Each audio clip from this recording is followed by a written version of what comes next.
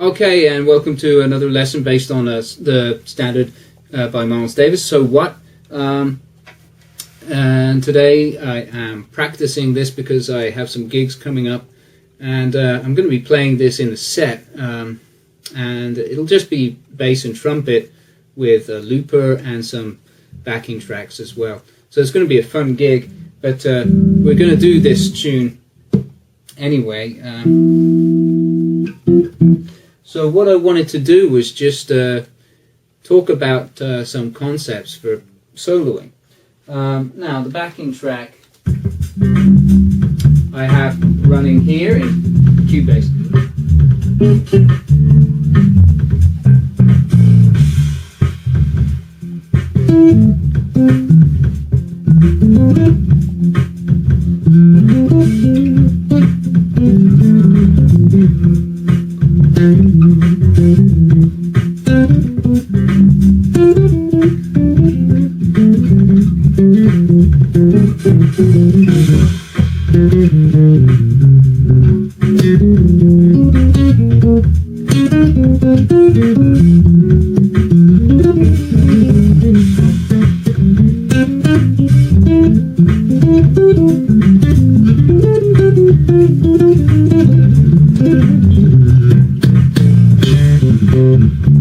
Okay, I just want to talk to you about what I was doing there, because you might notice that that was completely improvised. I didn't plan any of it. The only thing that I planned was how to build it up. That's all I planned.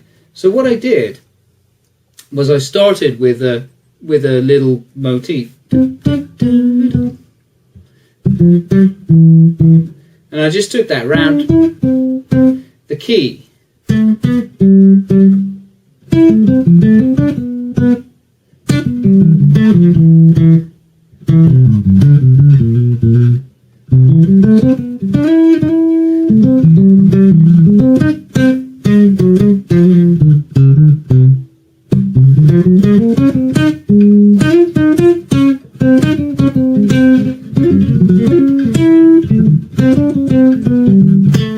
And then the second time round, I started spiraling in eighth notes, and then I gradually built that up with some flurries towards the end. So it's just a way of building things up. So that's what I suggest you try to do. Just take a lick.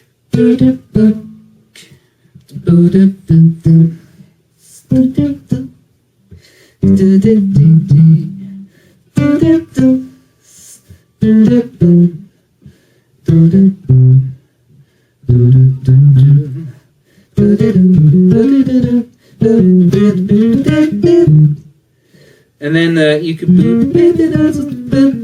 build it up by spiraling eighth notes,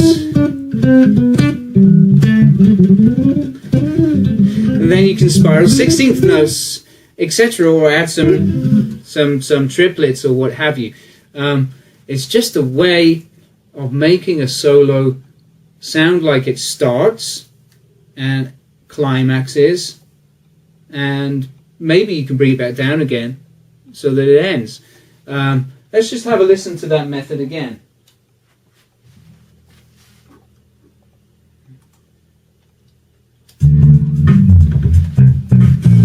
So I'm going to start with a lot of space.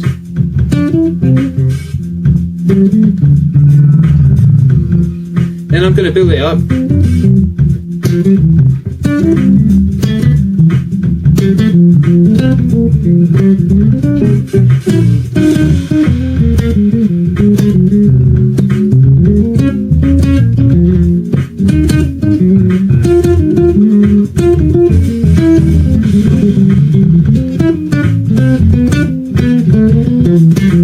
Now I'm going to spiral eights for the end.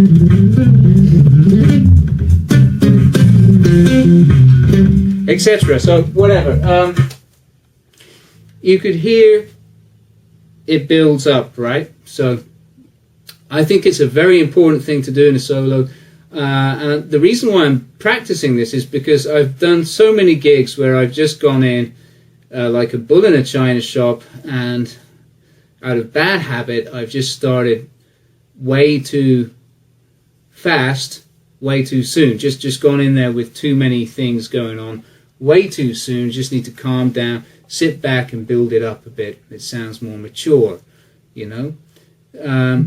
So I'm going to give you just a little exercise to do to help you understand this concept, and you can do this using the backing track. So the first thing that I want you to do is to realize that we're going to be using, we're in D minor here, but we're going to be using the Dorian mode. So what I want you to do is essentially play B Locrian over this, which is the same as C major. It's the 7th mode of C major. So just play C major starting from B, and I want you to go, actually what I want you to do is start on the C and play C, D, B, F, G, E, B, C, A, E, F, D. All right, and you're going to play that.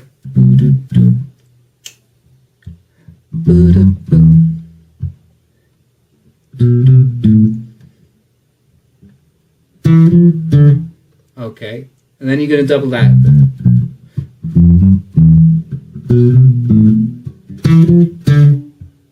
You're going to double that up for the second time round, and then come back down again.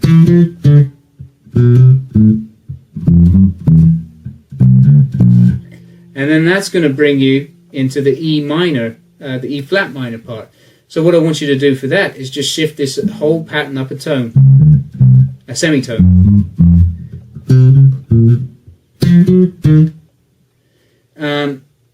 And then come back down.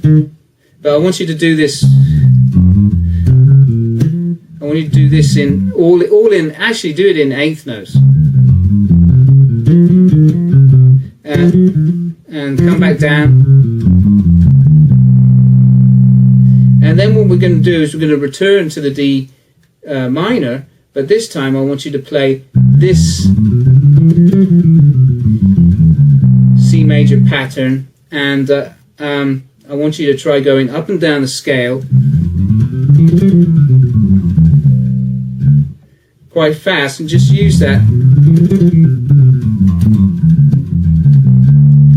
as a basis for this solo. Okay, so let's recap. The first part we're going to use C major, but we're going to be in the Locrian position between the 7th and the 10th fret.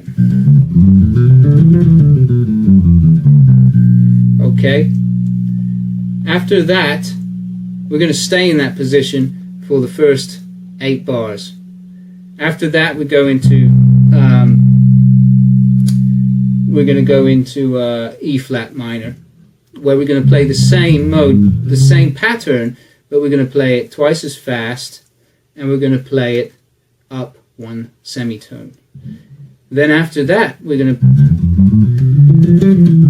play in C major, in this scale pattern, from the 8th fret to the 12th fret, between the 8th and 12th fret. I'll show you how it sounds over the backing track.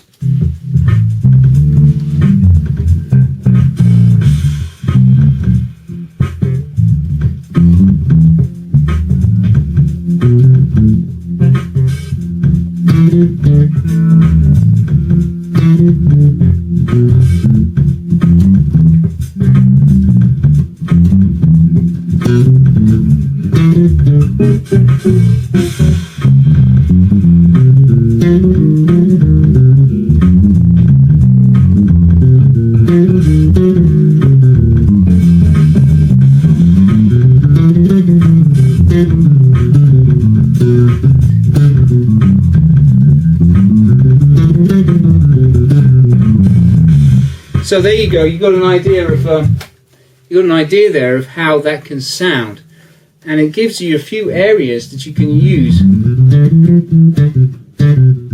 on the fretboard to enjoy just improvising, getting a little bit freer there. If you're really interested in expanding your fretboard knowledge and getting around the whole fretboard, I'm now doing a course. I'm just starting a course that I've been planning for a while now, which is called The Key to Fretboard Fluency. And that is a course which will give you insights into how to link your arpeggios together. It'll give you 3 different ways of playing every single arpeggio that there is. And also, not only that, 3 different ways of playing the scales too. And ways to link things together, and ways to make it easier to remember how to link things together. At the same time, it teaches a whole bunch of theory too. So that's my top ends for today. I hope you enjoyed it. Again, you can get tabs at my website in the member area. So feel free. You can subscribe at any time.